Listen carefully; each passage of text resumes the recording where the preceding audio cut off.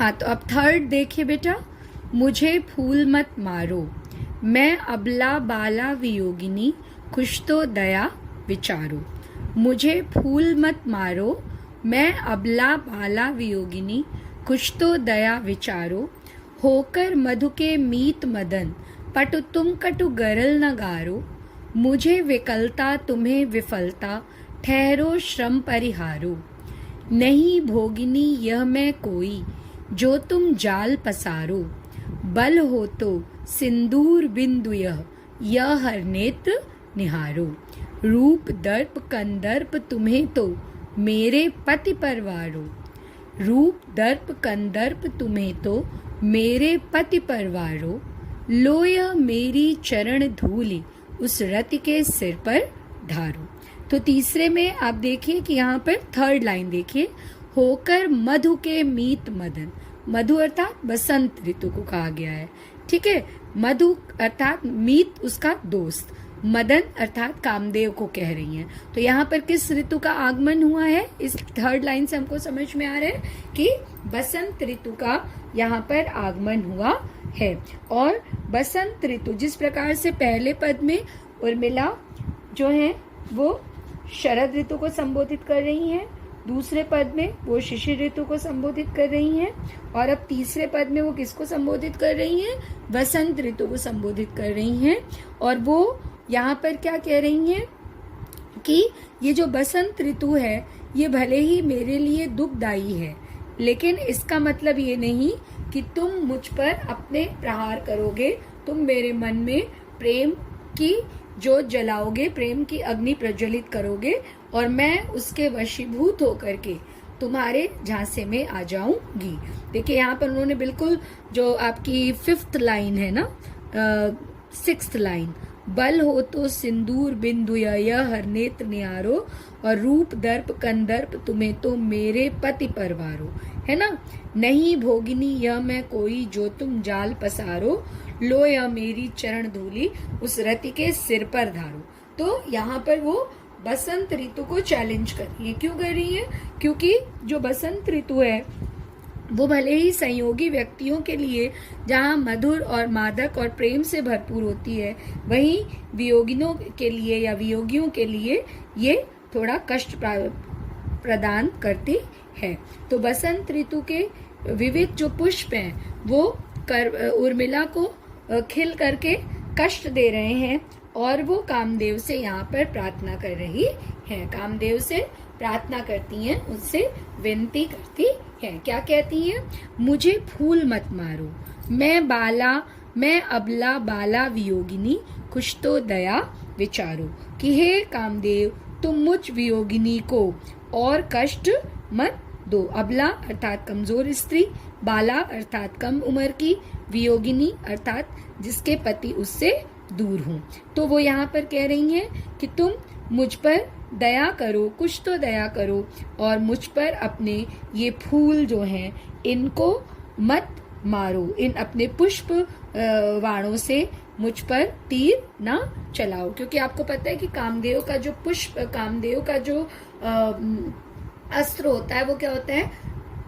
फूलों से बना हुआ धनुष और बाण। कामदेव जब किसी पर प्रहार करते हैं तो वो जो है वो अपने धनुष से बने हुए, अपने फूल से बने, पुष्पों से बने हुए, सुंदर सुंदर जो प्रकृति में खिले फूल रहते हैं उनसे बने हुए पुष्पों से धनुष और बाण का निर्माण करके उससे किसी पर वार करते हैं। तो यहाँ पर वो क्या कह रही हैं कि मुझे अपने पुष्प बाणों से ना बीधो या मुझे और अधिक कष्ट मत दो।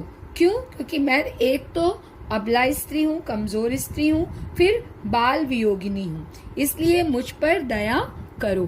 होकर मधु के मीत मदन, मदन अर्थात कामदेव, मधु अर्थात बसंत ऋतु, मीत अर्थात मित्र, पटु अर्थात होशियार, पटु लिखा है देखिए, पटु मतलब होशियार, कटु अर्थात कुटिलता, गरल अर्थात विष, जहर को कहते हैं, ठीक है। तुम हो तो किसके मित्र?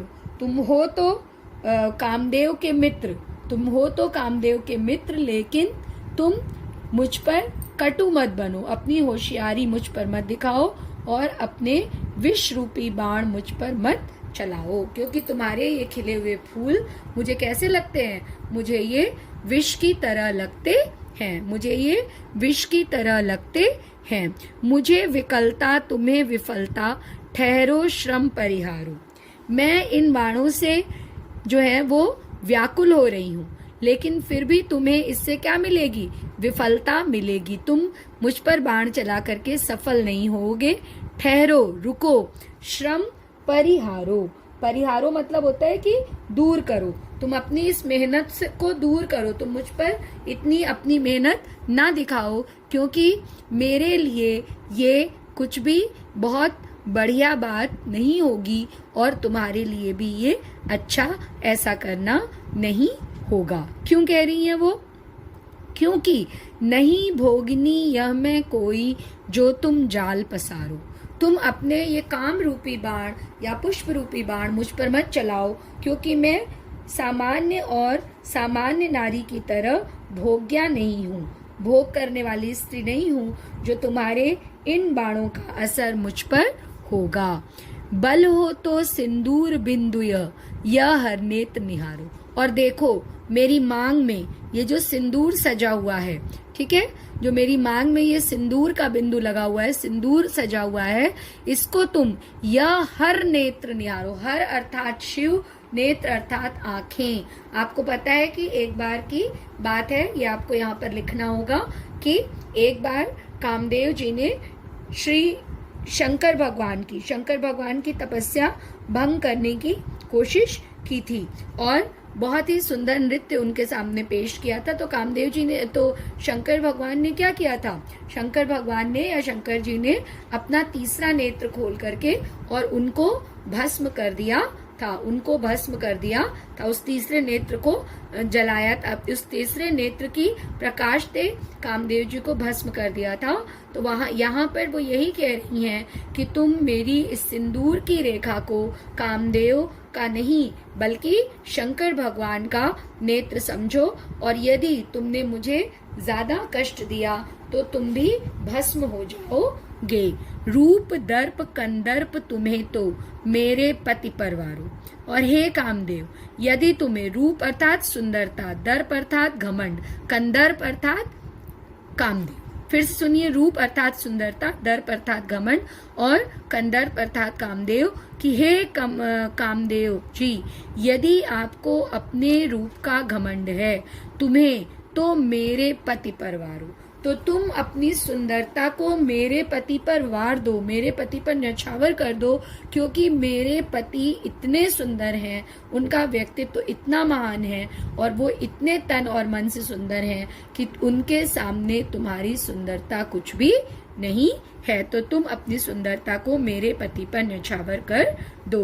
लो यह मेरी चरण धूली उस रति के सिर पर धारो। और बहुत बड़ी बात वो अपने प्रेम के वशीभूत और अपनी प्रेम की पराकाष्ठा की कहती हैं कि तुम मेरे चरणों की ये धूल ले जाओ और अपनी उस पत्नी रति के सिर पर रख दो। क्यों?